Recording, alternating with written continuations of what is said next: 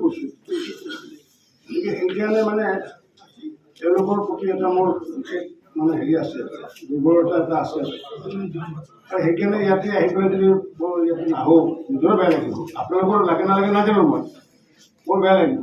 আৰু সেইকাৰণে মইতো মোক মাজে মাজে এতিয়া ওলাই যাওঁতে দিবই এপ্লিকেশ্যন DRSৰ GPSৰ এইখিনি আৰু মানে নিয়মীয়াকৰণ কৰিব লাগে, 60 বছৰ কৰিব লাগে, বঢ়াব লাগে, দিবই।